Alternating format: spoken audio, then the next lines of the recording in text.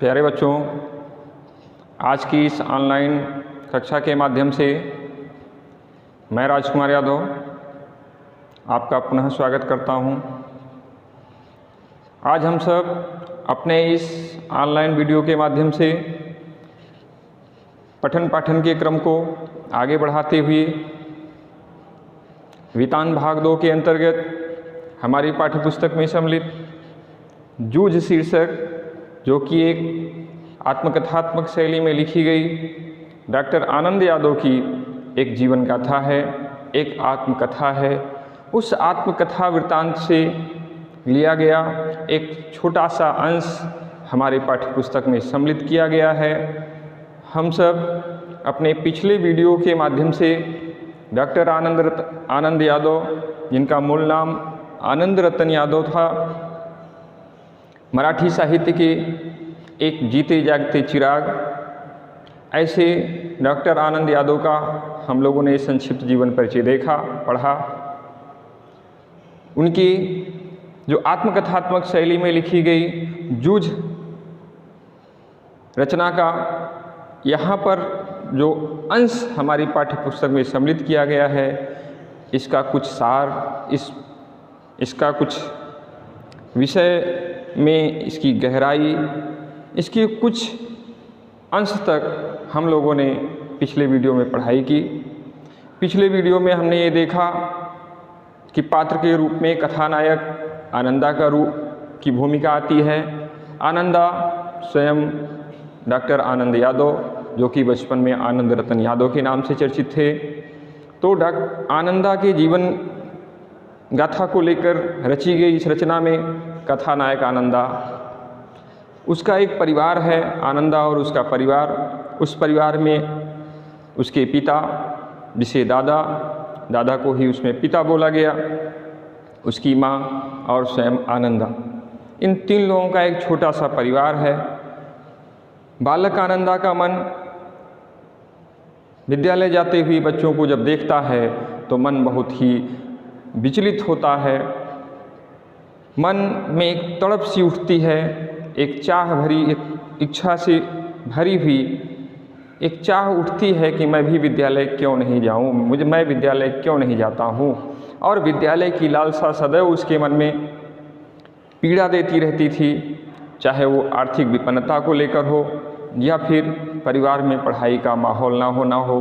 अपनी बात को बालक आनंदा अपनी माँ से बताता है, अपनी इच्छा को माँ से व्यक्त करता है, लेकिन अपने पिता से इस कारण से व्यक्त नहीं कर पाता क्योंकि पिता उसकी नज़र में एक आचरण विहीन, चरित्रहीन व्यक्ति और गुस्से से सदैव भरे रहने वाले, अर्थात क्रोध के दूसरे रूप। इस प्रकार से पिता की यहाँ पर एक संरचना, पिता का यहाँ पर भूमिका नज़र आती है। आगे के क्रम में हम लोगों ने जो पिछले वीडियो में देखा, तो बालक अपनी माँ के साथ दत्ताजी राव, जो कि एक संभ्रांत व्यक्तियों में से, प्रतिभाशाली व्यक्तियों में से शुमार, ऐसे दत्ताजी राव के पास माँ और पुत्र दोनों एक साथ जाते हैं।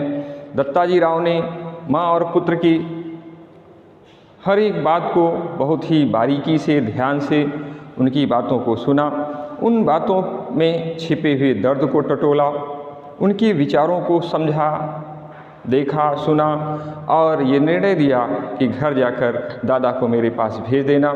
दादा दत्ताजी राव के पास आते हैं। दत्ताजी राव ने किस प्रकार से दादा को, बालक आनंदा को पाठशाला भेजने के लिए प्रेरित करते हैं।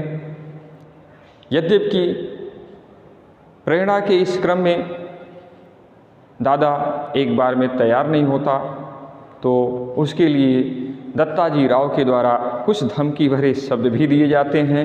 और जाते जाते, अर्थात दत्ताजी राव के पास से जाते जाते दत्ताजी राव ने ये भी बात उनको एक विचार दिया, एक बात बताई कि यदि बालक आनंदा के पठन पाठन के रास्ते में यदि आर्थिक विपन्नता आपके सामने आती है, आर्थिक विपन्नता का यदि तुम्हें सामना करना पड़ेगा, तो आप मुझे भी इसकी खबर कर देना। आर्थिक विपन्नता उसकी पढ़ाई के रास्ते में अड़चन न बन पाए। यदि आर्थिक रूप से आर्थिक विपन्नता उसकी पढ़ाई के रास्ते में अड़चन बनेगी तो आप मुझे बेहिचक बता देना, मैं उसकी पाठशाला जाने की पूरी व्यवस्था स्वयं करूँगा। इस प्रकार से आपने देखा कि दत्ताजी राव जैसे एक प्रतिभाशाली व्यक्ति, भविष्य के प्रति एक चिंतित व्यक्ति, एक शिक्षित व्यक्ति के द्वारा जो बर्ताव, जो विचार, जिस प्रकार से अपनी भूमिका को उन्होंने कर्तव्य निष्ठा के साथ, सच्चाई के साथ, एक सच्चे पथ प्रदर्शक की भांति जिस प्रकार से उन्होंने दादा को समझाया, वो एक उच्च श्रेणी के विचार वाले व्यक्ति इस रचना के अंतर्गत उभर कर सामने आते हैं। अर्थात उनका व्यक्तित्व एक निखरा हुआ व्यक्तित्व, अग्रिम सोच रखने वाले व्यक्तित्व, सदैव सबको सन्मार्ग पर ले चलने वाले व्यक्तित्व, ऐसे व्यक्तित्व की छाप दत्ताजी राव के अंदर दिखाई पड़ती है।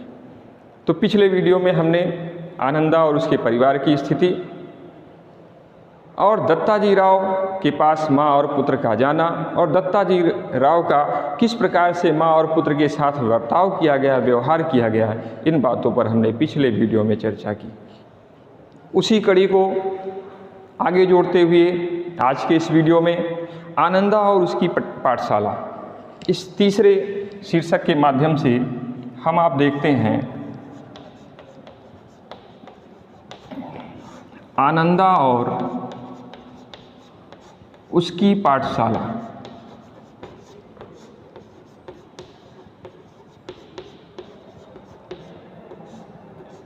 अर्थात आनंदा जब दत्ताजी राव के पास से माता और पुत्र दोनों जाते हैं और आनंदा के पठन पाठन की व्यवस्था होती है, तो आनंदा और उसकी पाठशाला किस प्रकार से होती है उसको आगे के क्रम में देखते हुए, आनंदा जब पहले दिन पाठशाला गया तो उसकी खुशी का ठिकाना ना रहा।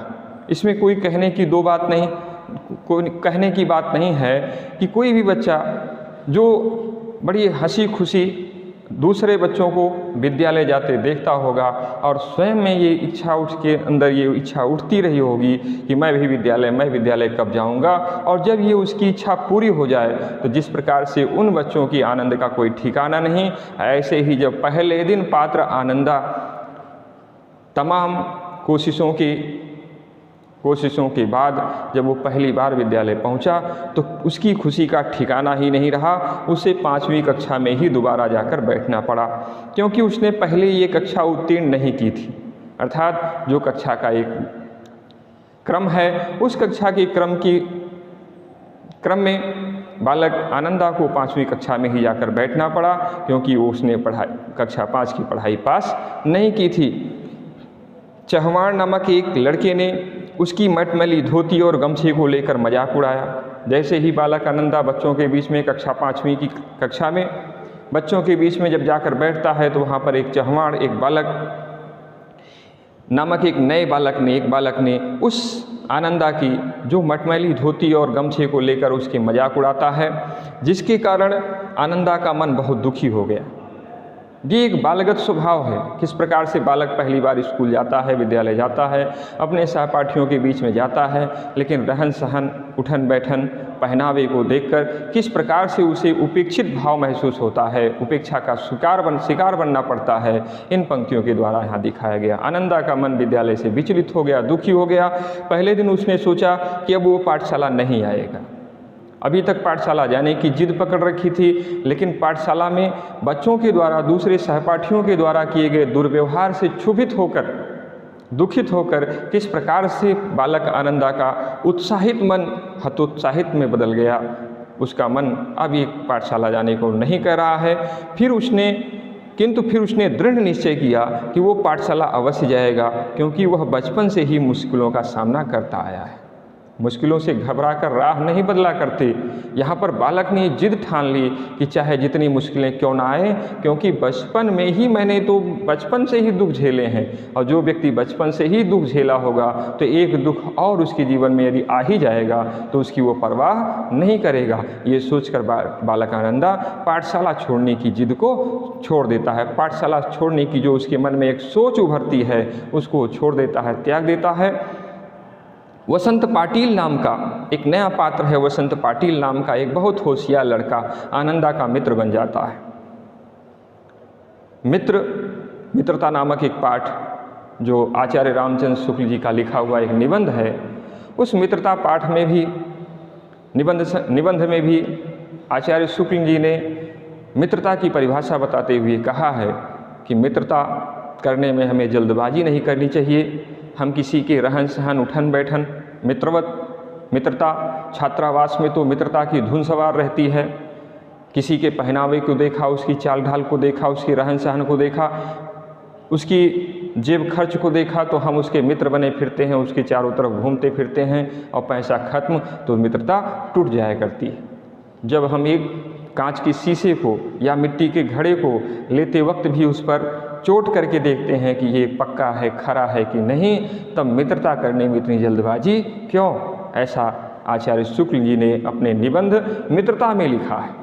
तो यहाँ पर भी है कि एक बालक बसंत पाटिल नामक एक चतुर बालक है, चतुर है, होशियार है, समाज से वो पूरी तरह से रूबरू है, परिचित है। तो इस प्रकार से एक होशियार बालक उसका मित्र बन जाता है।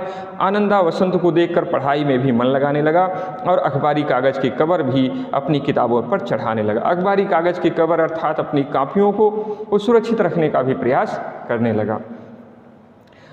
अब उसे भी कक्षा में शाबाशी मिलने लगी, उसे पाठशाला जाने में अब आनंद आने लगा। कक्षा में अध्यापक के द्वारा जो भी लिखित कार्य उसको प्रेषित किए जाते थे, जो भी लिखित कार्य है या फिर जो घर का कार्य है, उसे जब बालक का मन वसंत पाटिल जैसे एक सच्चे सहपाठी, सच्चे मित्र की उसे तलाश थी और सच्चे मित्र के रूप में वसंत पाटिल नामक जो बालक उसकी उससे जो मित्रता होती है तो जीवन में एक नया ही स्वर्णिम सवेरा होता है। और किस प्रकार से वसंत पाटिल के साथ उसका सानिध्य होने पर बालक आनंदा पढ़ाई में मन लगने लगा और वो भी अपनी कक्षा में अग्रिम पंक्ति के बालकों में उसकी भी गिनती होने लगी।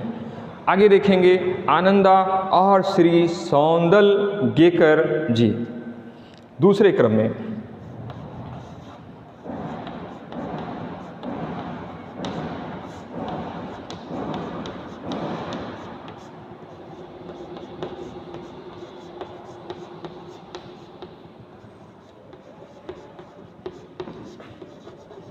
आनंदा और श्री सौंदलगेकर जी, अब ये अगले चरण के अंतर्गत इस क्रम में हम देखते हैं कि आगे क्या होता है। श्री सौंदलगेकर जी मराठी अध्यापक थे, मराठी साहित्य के अध्यापक थे, मराठी भाषा के अध्यापक थे। वे कक्षा में कविता बहुत ही आनंद के साथ गाकर पढ़ाते थे। मराठी भी एक साहित्य है, हिंदी साहित्य, अंग्रेजी साहित्य, उर्दू साहित्य, मराठी साहित्य, तमिल साहित्य, तेलुगु साहित्य, जो भारत की जो भाषाएँ हैं, इन भाषाओं में एक अनुपम सौंदर्य विकीर्ण है, अनुपम सौंदर्य भरा पड़ा है। तो ये साहित्य के अध्यापक श्री सौंदलगेकर जी ये अपनी कविता में बहुत ही रुचि रखते थे और कविता को बड़े ही आनंद के साथ गाकर सुनाते थे। सुनने वाले भी मुग्ध होकर सुनते थे। उनके पास सुरीला गला था। देखिए, गायन के लिए गले का होना, सुरीले गले का होना बहुत ही आवश्यक है। तो सुंदर गला था और छंद भी बढ़िया चाल और रसिकता भी थी। छंद अर्थात आरोह अवरोह, सुर लय ताल, यति गति विराम, आरोह और अवरोह से युक्त कविता का वो गान करते थे। आनंदा को उनकी कविताएं इतनी अच्छी लगती थी कि जब वो पाठशाला के बाद खेत में काम करने जाता तो हर समय उन्हें गुनगुनाता रहता। अर्थात बालक आनंदा के मन मस्तिष्क पर श्री सौंदलगेकर जी जो मराठी भाषा के अध्यापक थे, उनका प्रभाव इतना जम चुका, क्योंकि वो भी साहित्य का प्रेमी और बालक आनंदा भी साहित्य का प्रेमी, दोनों में वो तारतम्य हुआ कि खेती के काम में भी जुटे रहने पर भी बालक आनंदा श्री सौंदलगेकर जी की कविताओं का गान किया करता था, जिसके कारण उसकी कविता में उसकी रुचि दिन प्रतिदिन बढ़ती जा रही थी। सौंदलगेकर जी भी अब उसे विशेष रूप से सिखाने लगे और आनंदा की प्रशंसा भी करने लगे। यहाँ पर गुरु और शिष्य का किस प्रकार से तारतम्य हुआ, एक दोहे के रूप में, गुरु कुम्हार शिष्य कुंभ है, गढ़ी गढ़ी काढ़े खोट, अंदर हाथ संवार दे बाहर बाहें चोट। ये कबीरदास जी का दोहा है कि किस प्रकार से गुरु और शिष्य की जो ये मिली भगत है, जुगलबंदी है, गुरु कुम्हार शिष्य कुंभ है, गढ़ी गढ़ी काढ़े खोट, अंदर हाथ संवार दे बाहर बाहें चोट। तो यहाँ पर भी ऐसे गुरु का सानिध्य जब आनंदा को मिला तो दिन प्रतिदिन उसकी प्रशंसा होने लगी। श्री सौंदर्यगेकर जी से ही प्रेरणा लेकर अब आनंदा स्वयं भी कविता रचने लगा और उसे अपने गुरुजी को दिखाता था, जिससे कविता में जो भी कमी हो वह उसे ठीक कर सकें। इसी कारण आनंदा श्री सौंदर्यगेकर जी के बहुत निकट आ गया। जब आप अपने कार्यों को अध्यापक के द्वारा दिए गए जो कार्य हैं, यदि आप उन्हें उचित समय पर, सही समय पर यदि संपन्न करके अध्यापक को दिखाते हैं, अध्यापक से उचित समय पर उचित सवाल करते हैं, सवाल जवाब करते हैं, उनके द्वारा पूछे गए प्रश्नों का एक उचित उत्तर देते हैं, तब आप अध्यापक के प्रिय शिष्यों में से एक हो सकते हैं। ये प्रेरणा यहाँ पर आनंदा और सौंदर्यगेकर जी के द्वारा हम सबको प्राप्त होती। आनंदा और उसकी लगन, अब आप देखते रहेंगे, देखते चलते हैं कि किस प्रकार से एक बालक आनंदा जो अभी कक्षा 5वीं में पढ़ने के लिए दाखिल होता है, वो क्रमशः किस प्रकार से आगे बढ़ता है। कहा जाता है कि करत करत अभ्यास ते जड़मति होत सुजान, रसरी आवत जाते शिल पर परत निशान।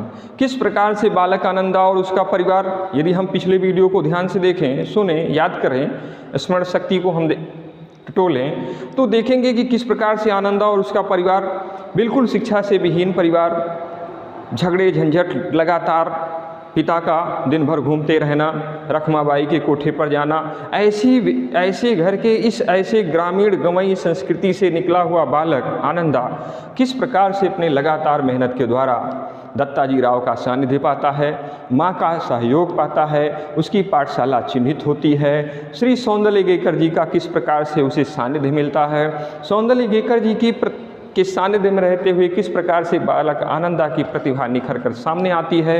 ये इस शीर्षक के माध्यम से आनंदा और उसकी लगन, इसका परिणाम क्या होता है, यहाँ पर आप देखते चलते हैं। आनंदा को कविता लिखने की ऐसी लगन लगी, एक लगन है, तो यहाँ पर एक लगन लगी, एक तरह से अंदर का एक उद्गार है, एक रट है, एक जिद है, एक लगन लगी। तो ऐसी लगन लगी कि जब उसके पास कागज़ पेंसिल ना होती तो लकड़ी के छोटे टुकड़े से भैंस की पीठ पर रेखा खींच कर लिखता था। ऐसी लगन लगी। यदि आपको भी किसी वस्तु की, किसी की प्राप्ति हेतु यदि आप पहले से चाहत हो, यदि वो वस्तु मिल जाए और आपकी रुचि उस विषय में हो, तो वो लगन, वो चाह, वो इच्छा, तो यहाँ पर है कि एक ऐसी लगन लगी कि जब उसके पास कागज़ और पेंसिल का अभाव होता था, तो ऐसे में भी उसकी वो लगन किस प्रकार से काम करती थी कि लकड़ी के छोटे टुकड़े से भैंस की पीठ पर रेखा खींचकर लिखता था या पत्थर की शिला पर कंकड़ से लिख देता था। कभी कभी कविता रविवार के दिन लिख लेता तो सोमवार को सबसे पहले अपनी कविता मास्टर जी को दिखाता। यदि वो सोमवार का इंतजार नहीं कर पाता तो रात को ही सौंदर्यगेकर मास्टर जी के पास जाकर कविता दिखा देता। ये है लगन, ये है एक किसी भी विषय में डूब जाना। अर्थात यदि आपको जिस विषय में, जिस क्षेत्र में यदि आपने जिद बना ली, आपकी लगन लगी, आपने उसकी रट लगा ली, आप उसकी लगातार बाट देखते रहे, तो यही लगन है। कहते हैं कि सोमवार को लिखी हुई कविता, रविवार को लिखी हुई कविता सोमवार को प्रातःकाल ही दिखा देना। यदि सोमवार को भी लिखी कविता में उसकी लगन इतनी लगी कि वो रात में ही जाकर सौंदर्यगेकर जी को अपनी कविता को दिखा देता। इस कारण आनंदा की मराठी भाषा में भी सुधार आया। हिंदी भाषी, हिंदी क्षेत्र ना होकर भी मराठी साहित्य के इतने अच्छे लेखकों में से एक गिने जाने वाले डॉक्टर आनंद यादव किस प्रकार से बालक आनंदा आगे चलकर डॉक्टर आनंद यादव के नाम से चर्चित हुआ, ये सारी वृत्तांत, सारी कथा, सारा कुछ श्रेय श्री सौंदर्यगेकर जी को जाता है। मराठी साहित्य के जानकार थे, अध्यापक थे और मराठी साहित्य में बालक आनंदा की रुचि इतनी जमी कि उसकी मराठी भाषा में भी सुधार आया और अब वो अलंकार, छंद, लय आदि को सूक्ष्मता से समझने लगा। सूक्ष्मता मतलब होता है गहराई से, अर्थात ये ऊपरी तौर पर नहीं, सरसरी निगाह से नहीं, गहराई से, गहनता से, पूरी तरह से डूब जाना, आत्मसात करना, आत्मविभोर हो जाना। अब वो बालक आनंदा वो अलंकारों को जानने लगा। अलंकृते इति अलंकारा, जिसके द्वारा किसी को सजाया जाए, अलंकृत किया जाए, उसे अलंकार करते हैं। तो अलंकृते अनेनीति अलंकारा, काव्य शोभाकारान अलंकारान धर्मान अलंकारान प्रचक्षते। काव्य की शोभा बढ़ाने वाले तत्वों को अलंकार कहते हैं। अब उसे छंद की विधिवत जानकारी हो गए, छंदते इति छंदा, जिसके द्वारा किस काव्य को बांधा जाए उसे छंद कहते हैं। और लय की पूरी जानकारी, लय मतलब छंद में लय का होना, प्रवाह का होना अति आवश्यक है। छंद किससे बनता है? काव्य के कुछ बंधन हैं, लय, तुल, ताक, यति, गति, विराम, आरोह और अवरोह, इनके द्वारा जो काव्य को बांधा जाता है इसे लय, इसे छंद बोलते हैं। उन्हीं छंदों में लय मतलब प्रवाह, चढ़ाव और उतार, आरोह और अवरोह, तो इसकी भी उसे गहराई से गहनता से जानकारी होने लगी। और कविता की लगन उसे ऐसी लगी कि अब उसके मन में कोई ना कोई मधुर गीत बजता ही रहता, अर्थात वो अब पूरी मस्त हो गया, पूरी तरह से कविता में डूब गया। और जब भी उसे खाली समय मिलता तो उसके मन मस्तिष्क में कोई ना कोई एक गीत की मधुर ध्वनि अवश्य ही बजती रहती। इस प्रकार से आप देखेंगे कि एक बालक आनंदा, जो कि इस उपन्यास के इस छोटे से अंश के अंतर्गत अपनी एक दिली इच्छा जाहिर करता है और किस प्रकार से संघर्षमय जिंदगी व्यतीत करते हुए, जीवन संघर्षों से गुजरते हुए बालक आनंदा, उसकी पढ़ाई, आनंदा का श्री सौंदर्यगेकर जी से मुलाकात, और सौंदर्यगेकर जी की मुलाकात के बाद उसके अंदर एक लगन का जगना। कौन सी लगन? कि मैं भी अपने जीवन में कुछ कर गुजर सकता हूँ, मैं भी कुछ अपने जीवन में कुछ कर सकता हूँ। इसकी रट उसने लगा ली, इसकी उसने एक रट लगा ली, एक टेक लगा ली, पुकारना शुरू कर दिया, रटना शुरू कर दिया। ये इस उपन्यास के इस अंश का मुख्य बिंदु निकल कर आता है, मुख्य उद्देश्य है। तो प्यारे बच्चों, आपको ये वीडियो जिसके माध्यम से हमने आज जूझ शीर्षक का अध्ययन पूरा किया, जूझ शीर्षक के दो भाग, भाग 1 और भाग 2, आप दोनों भागों को क्रमशः मिलाकर जब आप देखेंगे, सुनेंगे, पढ़ेंगे और साथ ही साथ अपनी इस पूरक पुस्तक को भी सामने रखेंगे, तो पूरक पुस्तक में उसका पूरा विस्तृत रूप दिया गया है और हमने उसको संक्षिप्तीकृत किया, संक्षिप्तीकरण कर दिया। तो आप देखेंगे कि सारा भाव सब कुछ निकल कर सामने आएगा। हमें आशा है कि आपको इस वीडियो को देखकर आपके पठन पाठन के क्रम में काफ़ी कुछ मदद मिलेगी। इसी आशा और उम्मीद के साथ अगले वीडियो में फिर से मुलाकात होगी। तब तक के लिए धन्यवाद।